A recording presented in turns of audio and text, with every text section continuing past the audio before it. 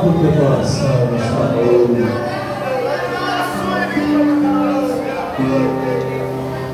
Deixa Deus tocar o teu coração nesta noite. Convida Ele nesta noite para fazer uma visita ao teu coração, para cobrir as tuas necessidades. Convida Ele nesta noite. Convida Ele para pegar na tua mão e entrar dentro do teu coração. Tu e Ele tu nesta noite.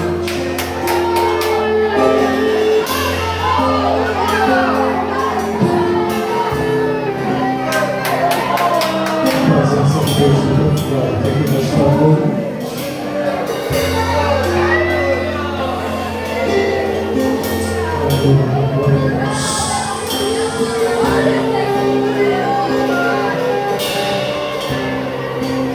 Ele venceu aqui nesta noite só por tua causa. Ele veio aqui nesta noite só por causa de você. Aleluia, aleluia.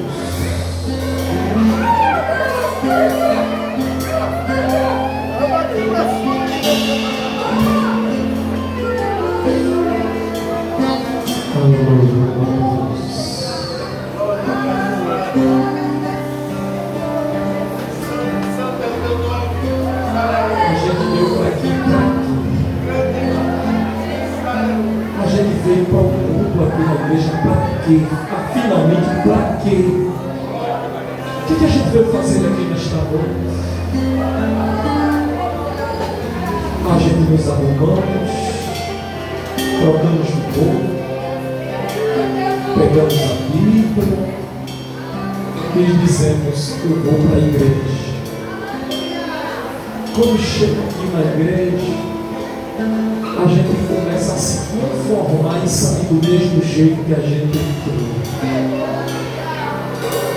Mas Deus nesta noite está dizendo: eu não aceito isso na sua vida.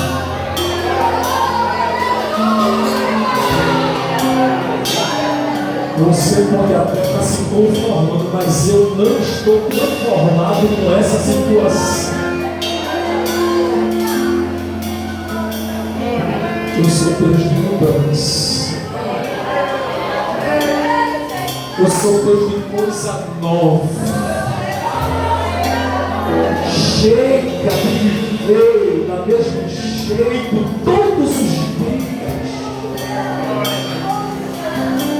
Deus está dizendo: eu quero colocar um ponto final hoje. Nessa mesmice, nessa rotina de chegar na igreja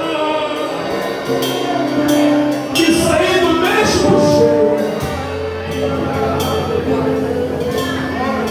Eu não te chamei, não te dei um banho com meu sangue para você viver desse jeito. Eu sou Deus de coisa nova nesta noite. O renovo de Deus está tocando lá no fundo do teu coração nesta noite. Com estas palavras.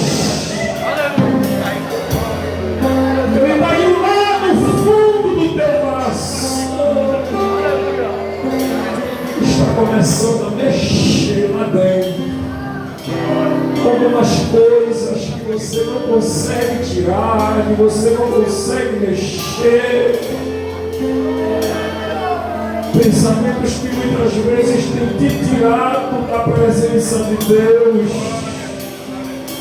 Mas Ele está dizendo: eu estou fazendo uma visita nesta noite, estou tirando aquele que está me impedindo de trabalhar no teu coração. Deus tira. Ele tira. Nesta noite, através deste louvor, o Senhor visitou os nossos corações aqui nesta noite. E coisa boa estar diante da presença de Deus com o coração quebrantado. E Ele quer isso de nós.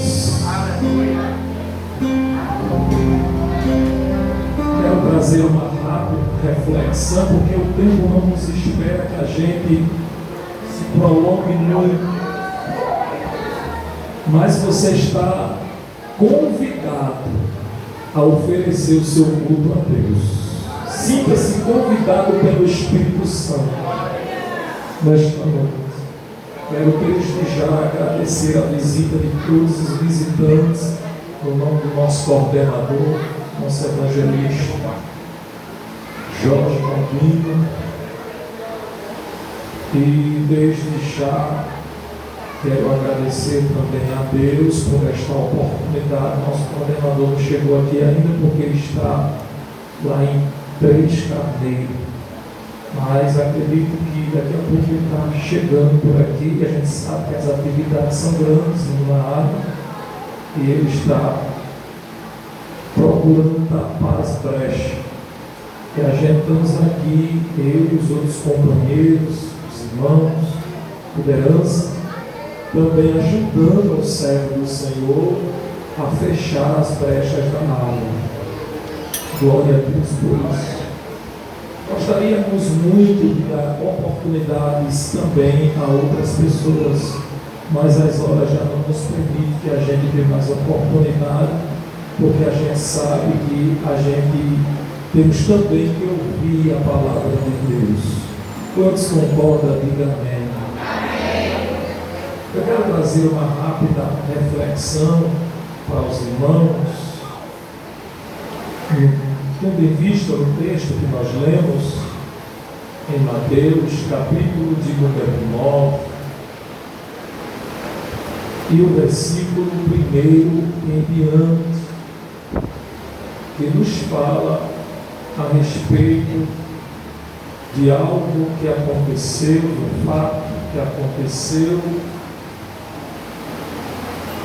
E dentro deste fato, Mateus, ele faz as suas narrativas a respeito deste fato que aconteceu, envolvendo alguns personagens que aqui se destacam neste texto.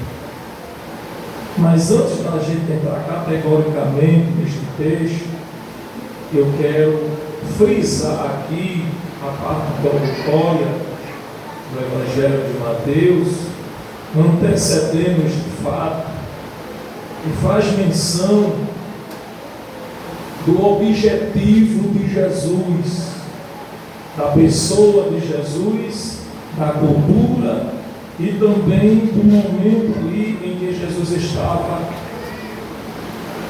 prestando a sua missão aos homens.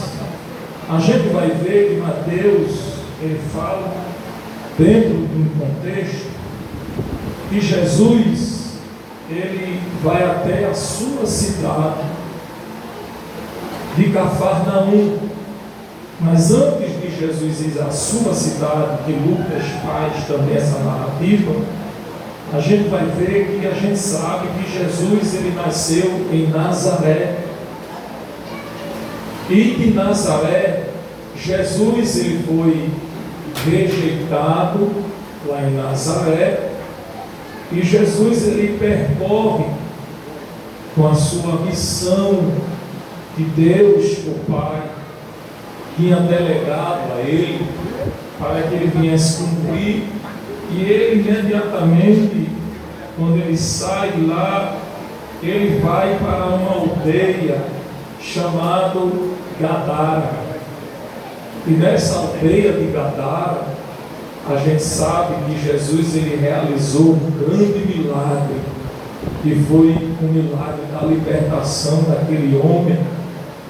Alguns historiadores falam que foram 2, outros dizem que foram 1. A Bíblia aqui fala de 1, que Jesus entra dentro desta aldeia, como está registrado no capítulo 9, onde nós lemos, no versículo 1, Jesus já está regressando de Gadara, e Jesus volta para Cafarnaum.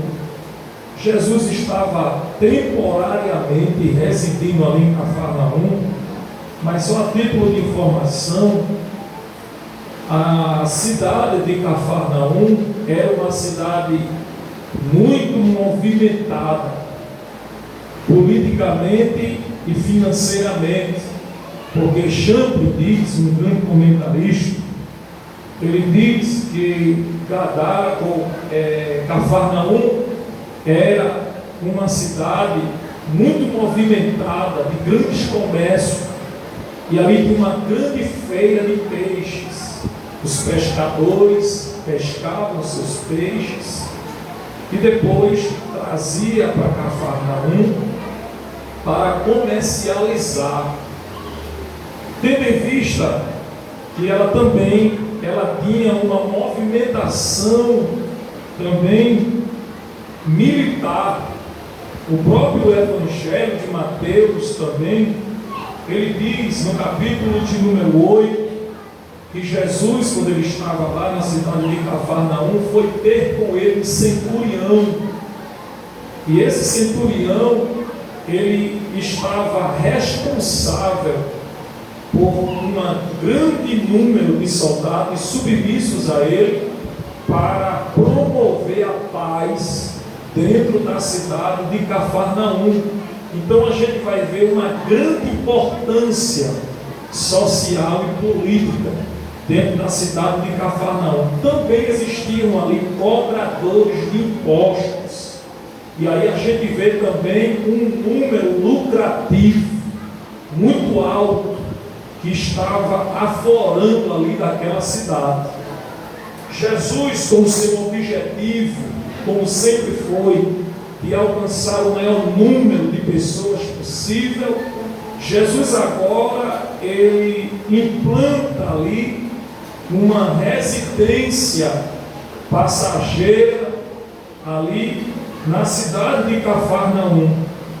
E quando Jesus regressa para a sua cidade, a gente vai ver que logo, quando ficaram sabendo que Jesus estava voltando de lá, que Jesus já tinha feito milagres na cidade de Cafarnaum, depois foi para a aldeia de Gadara. E quando Jesus volta, a população ali ficou sabendo que Jesus tinha voltado. E logo, imediatamente, essa multidão trouxeram até a Jesus um homem que tinha as suas limitações físicas, e as suas limitações físicas lhe impediam dele ter uma vida social completa,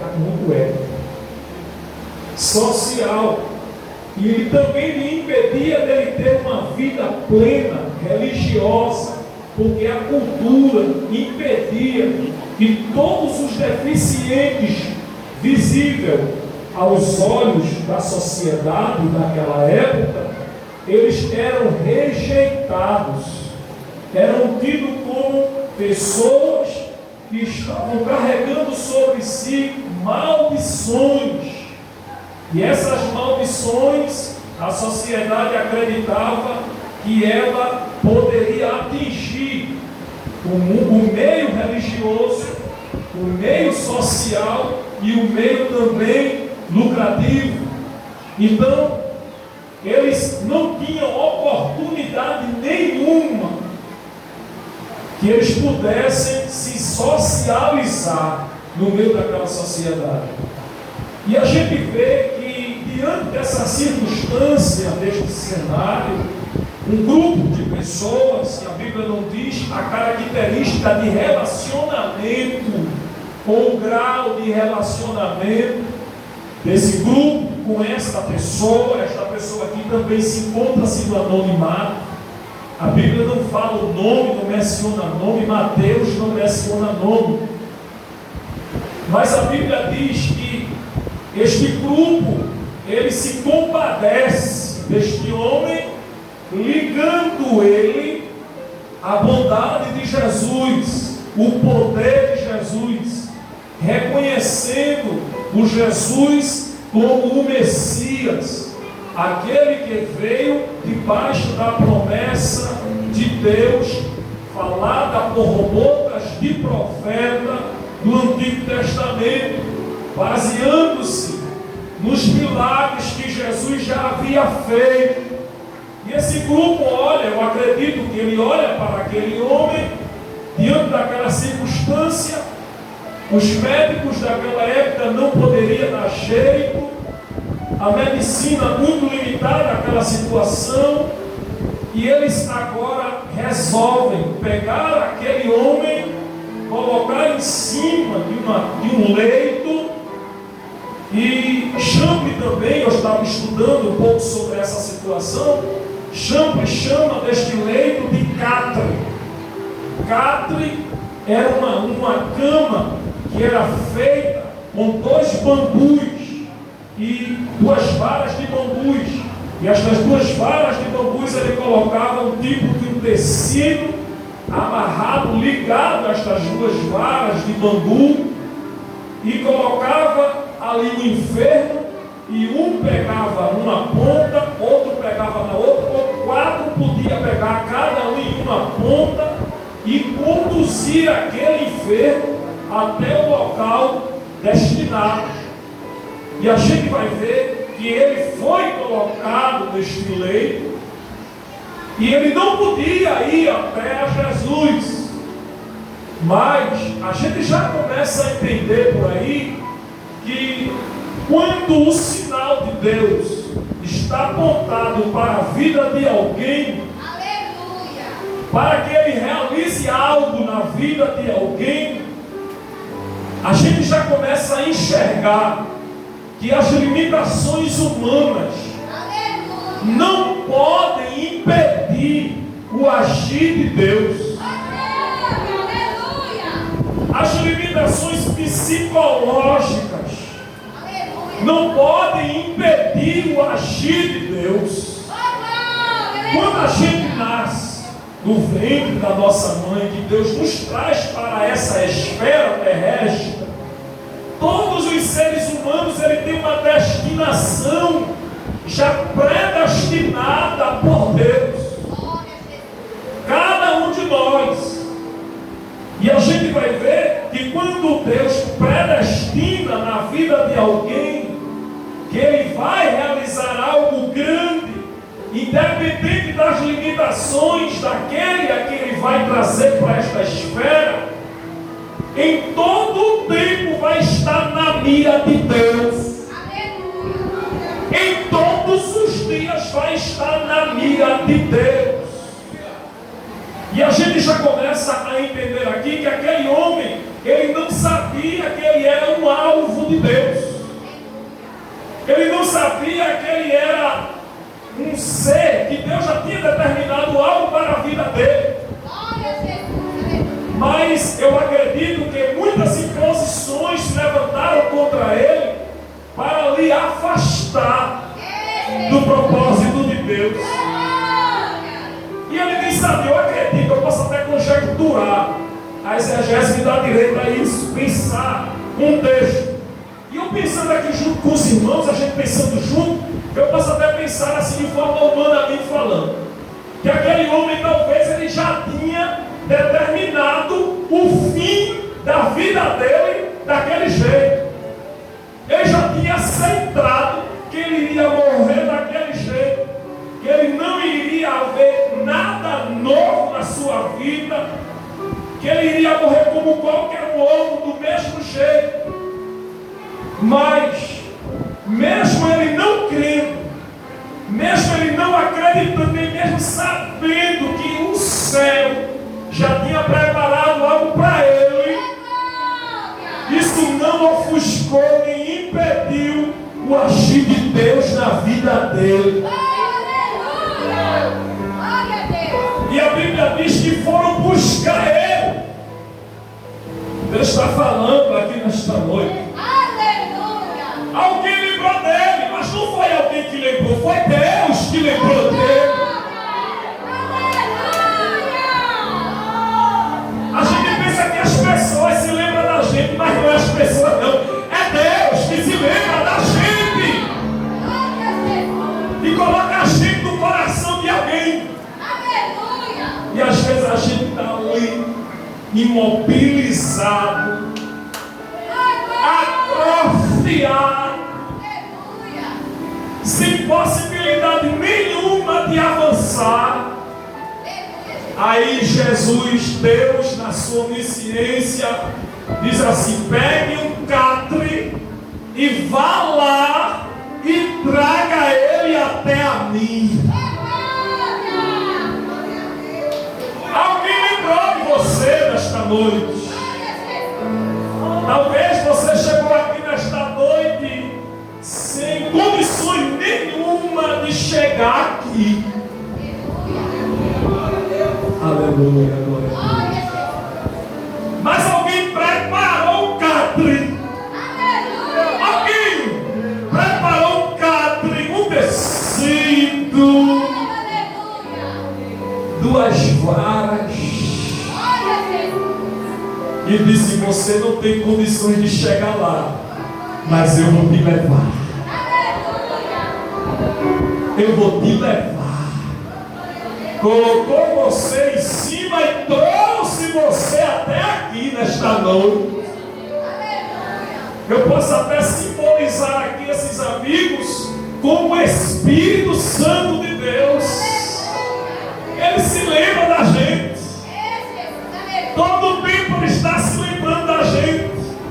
Ele não está olhando, não está interessado nas nossas dificuldades, nas nossas limitações, naquilo que a gente não tem condições de avançar.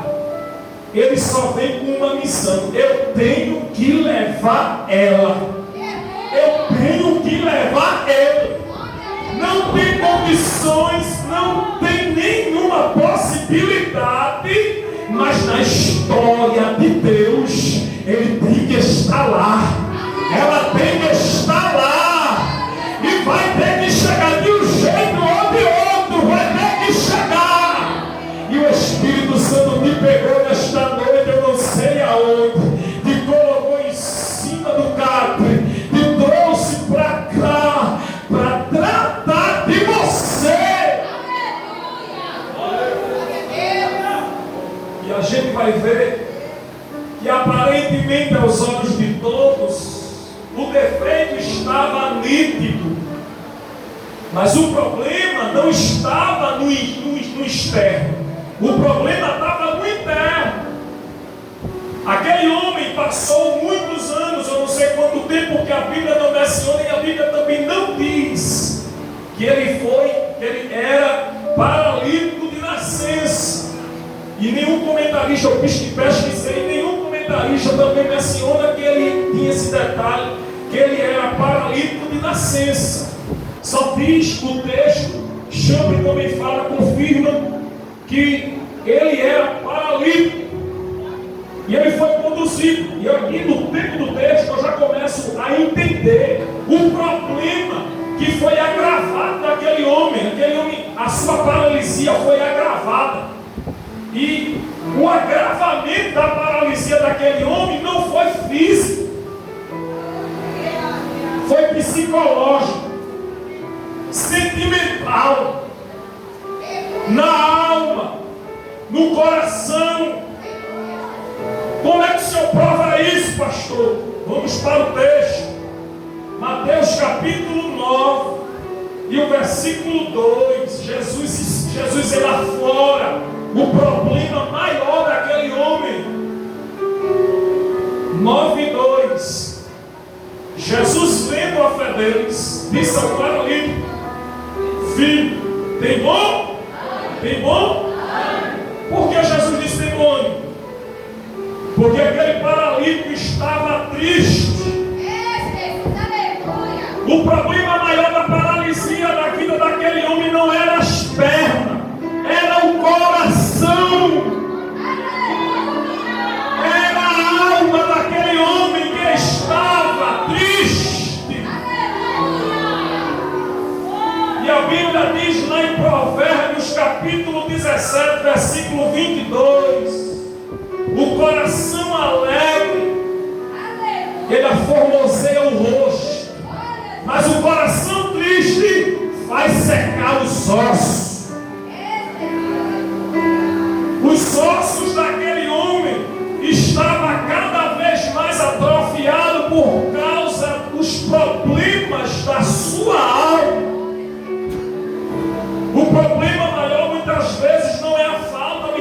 para ir para a igreja.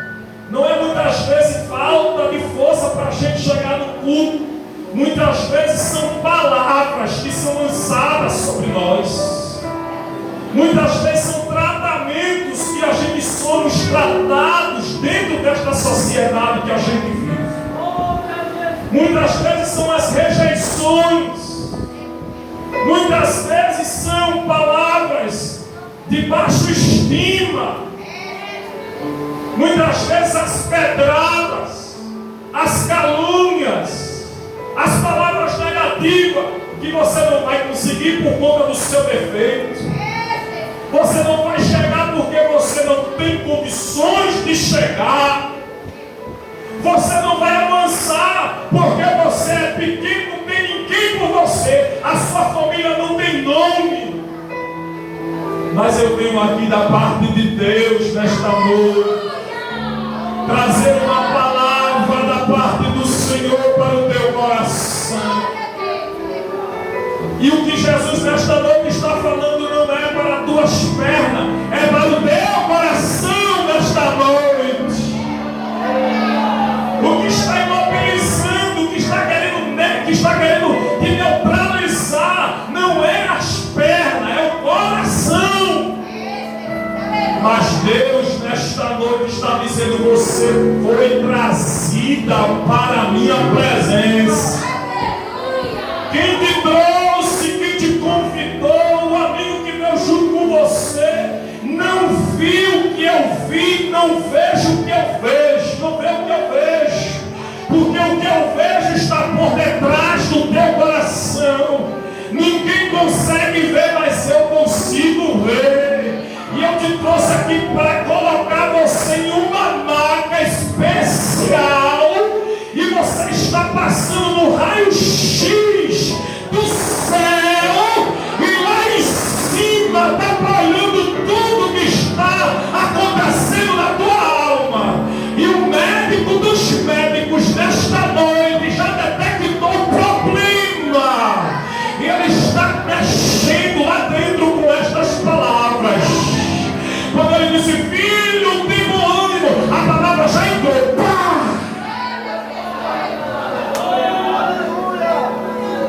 Sentimento de inferioridade que não vai conseguir, que não vai sair do mesmo lugar. Mas a palavra de Deus nesta noite está mexendo nesta noite. Está acontecendo algo nesta noite aqui neste lugar. A multidão não entendia, e a multidão não vai entender, a igreja não vai entender, mas você está entendendo o que é que Jesus está falando com você. A gente traz um paralítico para Jesus curar. Jesus diz: tem bom ânimo, mas porque você não sabe as noites que aquele paralítico passou só, sem amigos. Os parentes dentro daquela sociedade, a cultura, até os parentes rejeitavam, jogava na rua. Mas Jesus não joga ninguém na rua. Jesus está dizendo: eu não te rejeito. Ainda que você não seja entendido, ainda que você não seja entendida pela multidão, ainda que você não esteja sendo entendida pela tua mãe, pelo teu pai, eu, teu Criador, te entendo o teu coração. Quando tu abre a boca e pedir para o Senhor: Senhor, ninguém me entende, o que é que está acontecendo comigo, Senhor? Ele está dizendo: o que está acontecendo é que eu tenho um plano muito grande na sua vida. Antes de você ser projetado no ventre da tua mãe, lá em cima, a tua história já estava escrita.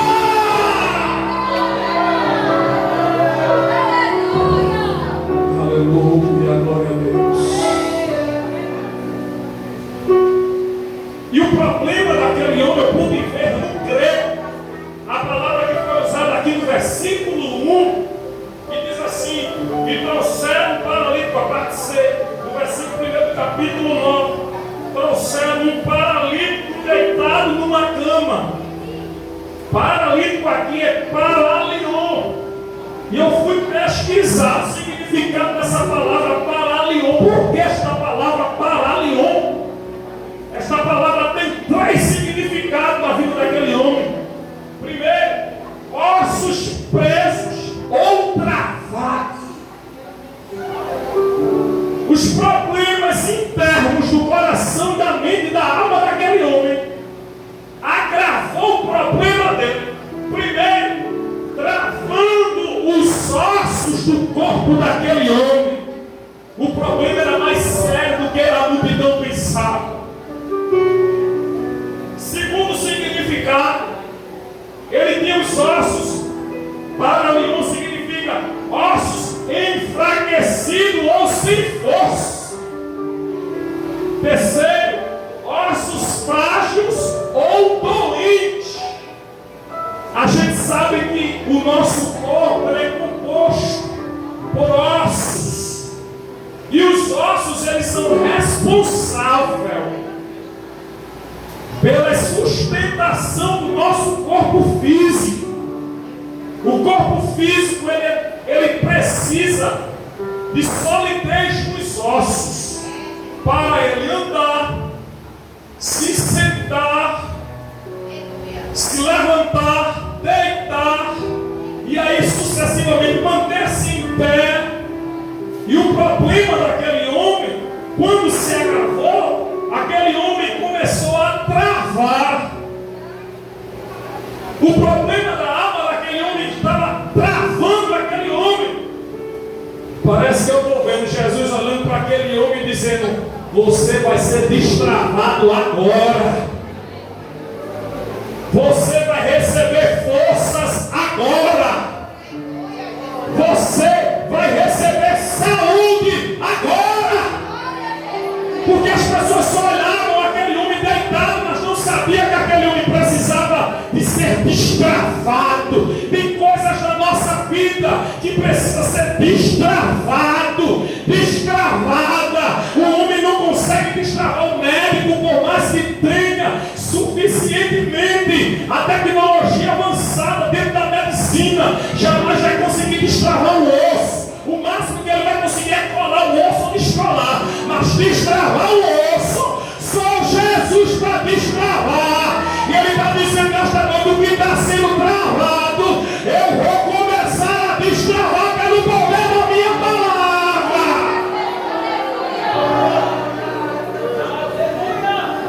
Ele destrava. Você sabe que tem algumas coisas na sua vida que está travado. E o Senhor nesta noite está dizendo: eu vou destravar.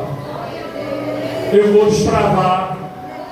Quando Jesus diz ao paralítico: tem bom ânimo, se levanta o diabo do outro lado. Quem é esse para dizer: tem bom ânimo, teus pecados estão perdoados? Jesus. Quando Jesus começa a realizar algo na nossa vida, aí se levanta o diabo, usando a boca de um, usando a boca do outro, dizendo: como é que pode isso? Não tem condições. Aí você vai dizer: foi Jesus! Foi Jesus! Foi Jesus que destravou que estava travado!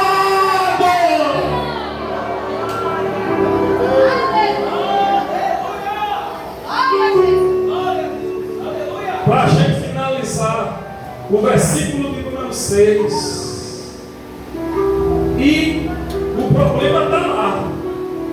Se levanta o diabo para querer contextualizar, contestar o que Deus vai estar fazendo na sua vida a partir de hoje. Aleluia.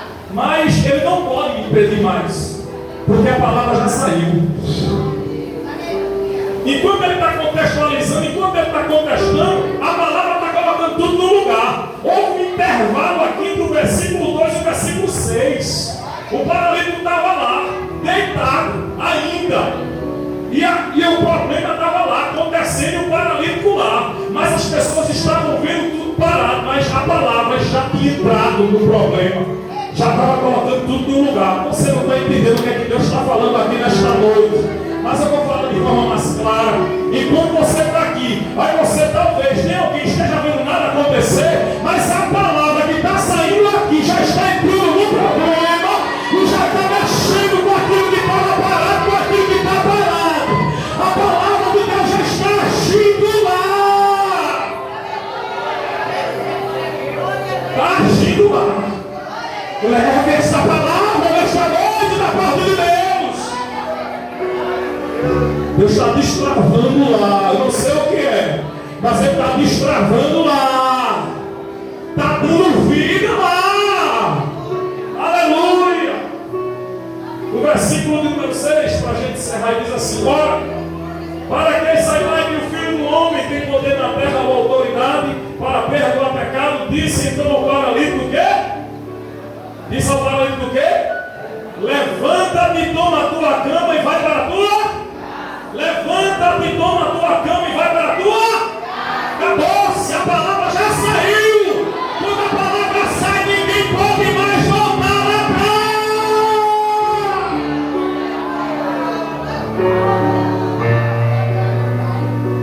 Nesta noite, deixe de acreditar nas palavras do diabo e passe agora a acreditar no que Jesus está falando a seu respeito. Porque tem gente que tem uma facilidade muito grande de acreditar no que os outros falam e não quer acreditar no que o Deus, o Criador da alma dele, da alma dela está falando. Eu sou teu pai, rapaz, quem está falando contigo é o teu Senhor, o teu Criador. Deixe de acreditar nessa cobrinha do diabo. Diga para o diabo: a palavra já foi lançada sobre mim. Repita comigo: a palavra já foi lançada sobre mim. Acabou-se. A palavra foi lançada sobre você. Para onde você for, a palavra está com você. Para onde você for, a palavra está com você. Para onde você for, a palavra está com você. E as pessoas vão olhar a palavra em você, porque vai ver você de pé. Glória a Deus. Deus abençoe a igreja no nome de Jesus. Aleluia, glória a Deus. Creia na palavra de Deus. Creia no que Deus está falando aqui nesta noite.